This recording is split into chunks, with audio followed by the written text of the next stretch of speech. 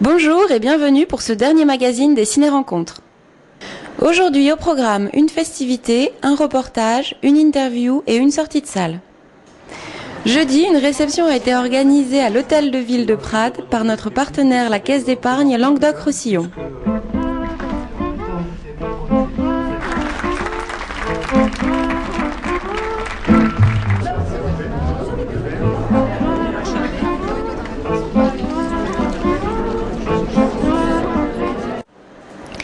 Pour vous, nous avons été voir ce qu'il se passe dans l'enceinte de la Régisson. Donc, je suis Michel, je suis le chef de la Régisson, et aussi Gabriel, qui est aussi à la Régisson. Alors on s'occupe du son des micros pendant les débats et les présentations de tous les films. On s'occupe aussi de la lumière, des projecteurs et tout ça. Et on enregistre chaque débat et présentation pour les choisir et faire un petit résumé à la fin de ces rencontres. Ça me plaît d'être ici au Ciné-Rencontres et d'autant plus à la Régisson parce qu'on peut voir tous les films et tous les courts-métrages. On participe vraiment à l'ambiance aussi parce qu'on est près du public.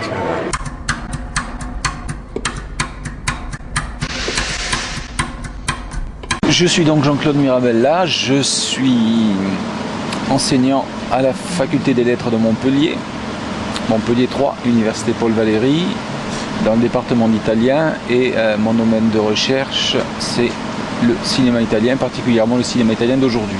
C'est devenu une tradition au festival de présenter tous les ans au moins 2 films italiens. La distribution du cinéma italien en France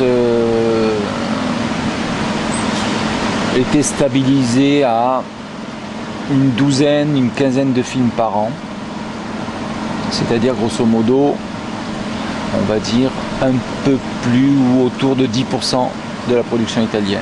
Il y a 25-30 ans, le cinéma italien représentait en France 12% des entrées, 12% des billets vendus. Aujourd'hui, c'est moins de 2%. Soyons optimistes, il y a une grande nouveauté, c'est-à-dire qu'il y a un nouveau distributeur qui a été créé au printemps, qui s'appelle Bellissima, comme le fameux film de Visconti, qui s'est spécialisé dans la distribution du cinéma italien. Pour la dernière, retrouvez une sortie de salle un peu particulière à la fin de la projection de Tex Avery. J'ai bien aimé les petits films qu'on a vus, c'était rigolo. Il y avait des dessins animés, il y en avait 10. D'abord c'était des animés d'enfants, après c'était marrant et puis c'était original. C'était trop bien parce que j'adore Tex Avery. J'adore tous les films. Parce qu'il y avait plein de gags.